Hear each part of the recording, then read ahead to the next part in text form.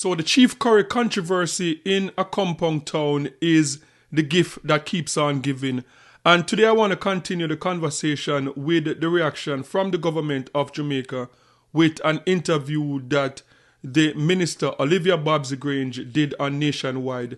She did an interview on Nationwide responding to Chief Curry talking about not allowing military presence in a compound town.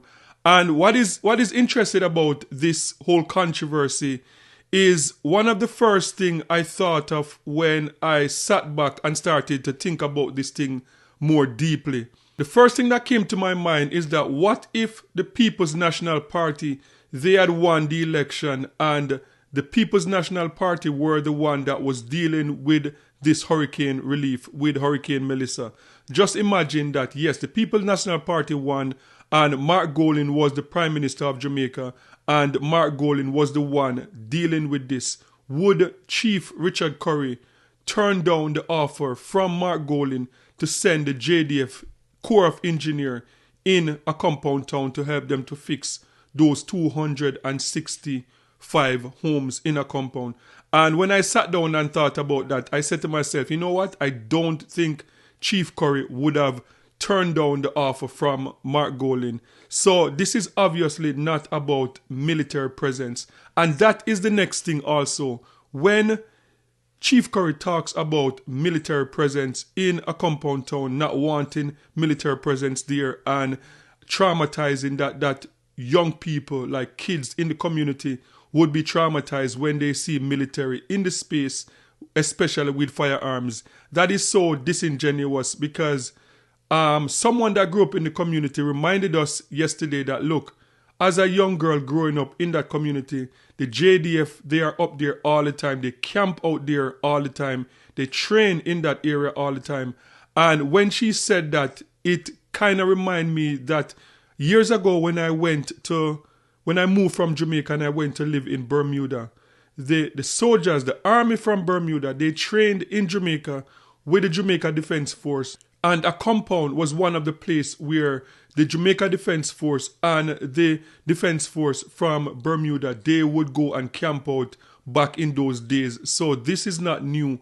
And the whole idea of military presence, when Chief Curry comes out and talk about military presence, it almost paint a picture like what we're seeing in Haiti, like foreign governments sending in military to occupy your country. And similar to what we're seeing, the whole controversy now in Trinidad and Tobago and in Guyana, where the American military is there and people are not comfortable with it. So when you talk about military presence, it kind of gives that idea that you are a sovereign nation and a foreign government is infringing on your rights and coming into your community, into your country with foreign military force. And we know that that is not the case because the Maroon community is a part of Jamaica. They utilize the JPS, they utilize the hospitals in Jamaica. They have a Jamaican birth certificate. Their kids are born in the hospitals, so they don't have their own institutions. So yes, it is a part of Jamaica, and the Jamaican government has a right to go into that community also to do whatever work they want to do. So when the question was asked to Olivia Bobsy Grange that if the government is still going to continue to go in the community and to help the people that need the help in the community, Bobsy Grange correctly said that, look, Jamaica has one government, one prime minister, and one sovereign nation. And a compound town is not a sovereign nation within a nation, and the government will go in and help the people in the community that needs the help. So this is what Olivia Bobsy Grange had to say on her interview on Nationwide Network. Curry, we're getting some reactions to these latest developments coming out of the Maroon community in St. Elizabeth from the Minister of Culture, Olivia Grange. Welcome back to Nationwide this morning. Minister Grange, what's your reaction to the statement from the Colonel? Firstly, I must emphasize that the JDF's involvement is strictly humanitarian and technical, and in no way intend to infringe upon or alter or undermine the governance structure or the cultural norms our compound town. It would not be the first time that there'd be the JDF presence. They have gone up there to camp. They have gone up and they have interacted with the community in a compound and surrounding communities. So there is no militarization or intention to do so. So I don't understand why Colonel, or I should say Chief as he calls himself, Curry, would give that impression, because that was not the intention. They are members of the compound community who are members of the JDF. And there is no concern by the people there. In fact, when the Prime Minister announced that he would have the JDF come up and assist through their engineering department, there was applause. And at the time, Chief Curry did not say that he had a difficulty with it. And to be fair, Minister, not to cut you, but from the clip we played of the visit on the Sunday, 2 Sundays ago now, we heard the applause in the background when he said that. That's right. In fact, the people were so excited and happy to see the Prime Minister and to see the full team coming up there. Minister Charles got there ahead of us. He took a large group of assessors. They started assessing the households because you have to be assessed and put on a list in order to get the benefits that are, because of course government has to be accountable. And people were so happy. So we were really surprised when Chief Curry came out 24 hours after that to say he's rejecting the offer of the JDF coming up, the engineering department coming up. The engineering department of the JDF is very, very resourceful and very competent. Here's where I want to take you now. When you look at the situation, Minister, you may be tempted to say, well, listen, if Curry is the chief of a compound and he met with his council and his council advised by a resolution or whatever method that resolutions carry in the meeting to not accept assistance that's being offered, no problem. The government should just direct the resources elsewhere to a community that is badly in need and would love to be able to be in good shape for Christmas. That's one way to look at it. But at the same time, the statements, Minister, from Chief Curry would suggest that, one, the government needs permission to go into a community to do restoration work that it deems necessary, and that, two, if it is that any member of any community say they don't want the assistance that government assesses that it needs, that government is then compelled to walk away and not provide that assistance. I wanted to respond to that for me. Well, Chief Curry wrote to the Prime Minister. The public statement he made, he actually conveyed that in a letter to the Prime Minister, and he made reference to meaningful cooperation between the government of Jamaica and their compound Maroon government. There is one government in Jamaica, and that government is headed by Prime Minister Andrew Holness. And the government has a settled constitutional order that governs the entire territory of Jamaica. And although we remain open to respectful dialogue based on the historical relationship, it does not diminish the government's responsibility or its authority when executing disaster recovery functions or anything in the protection of all citizens of Jamaica. So Chief Curry can say whatever he wants to say. With respect, the government has a responsibility to take care of its citizens. That's as much I'd like to, as I would want to say. But hold on. Relation. Yes, but hold on. I want to get you. I want to get you more directly, so that I don't lose any of my audience. That they don't lead the conversation unclear. Are you saying that if the government assesses a set of particular needs in a community, regardless of what anybody from the community wants to say, the government will then proceed with taking steps to provide that assistance, is what you're saying this morning. That's what I'm saying, yes. That's what I'm saying. In the letter, how much does the letter that Chief Corey sent to the Prime Minister differ from what he shared with the public on social media?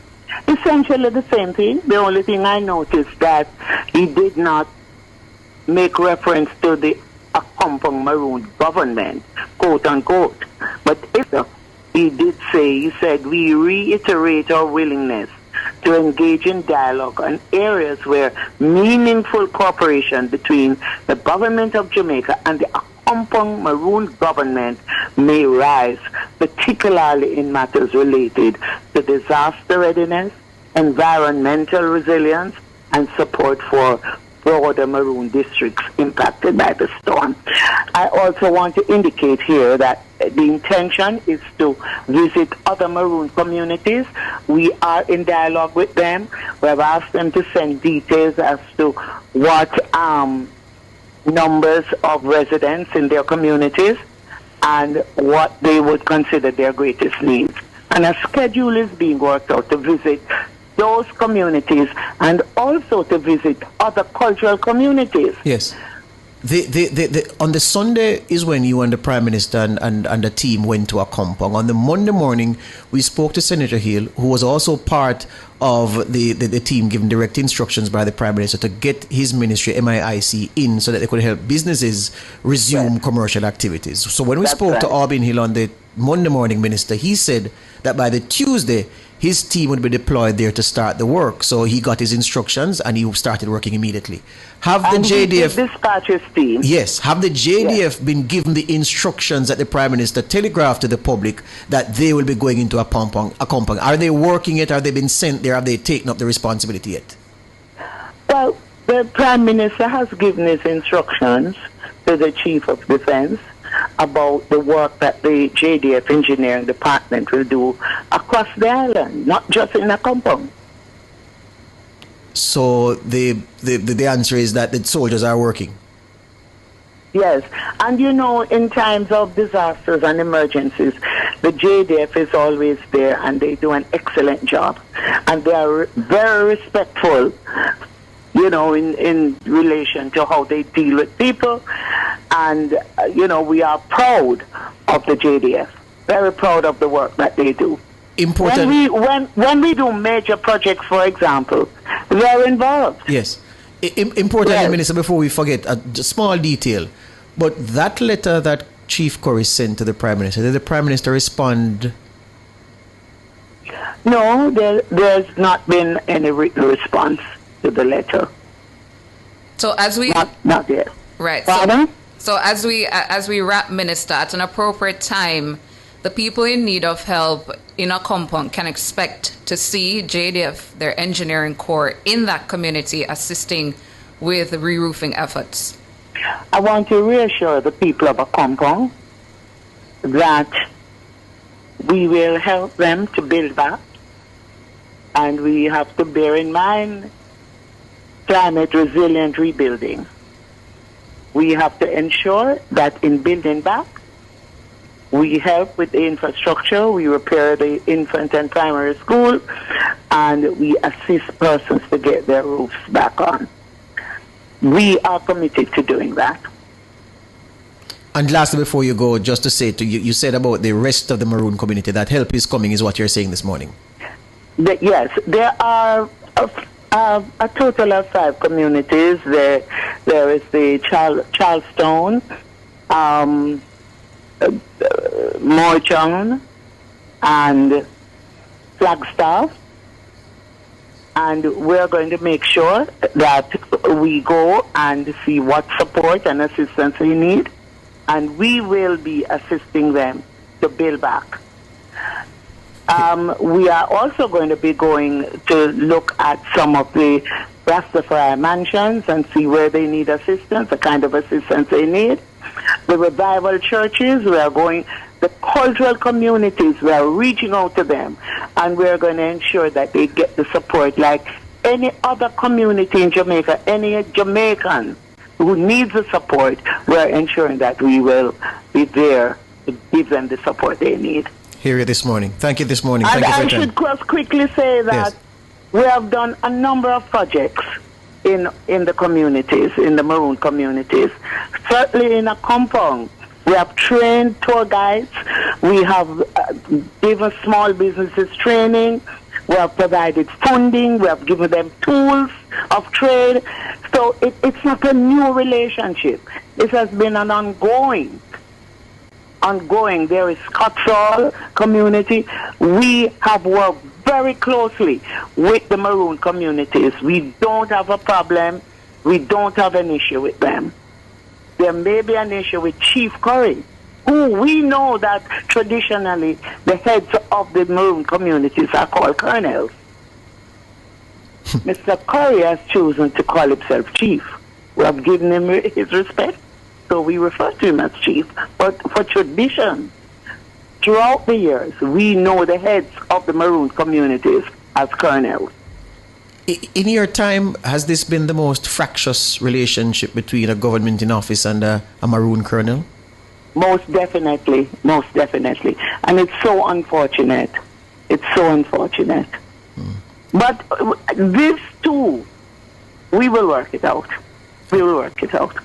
Hear you. Thank you this morning for your time, Minister. Okay, so that was Olivia Bobsy Grange, Minister of Sports, Gender and Entertainment. And I can tell you that this story is not going anywhere. I'm very curious to see the next chapter. I am very curious to see when the government proceed, what is going to be Chief Curry's reaction. Okay, guys, let me hear your thoughts in the comment section. What do you think the government should do?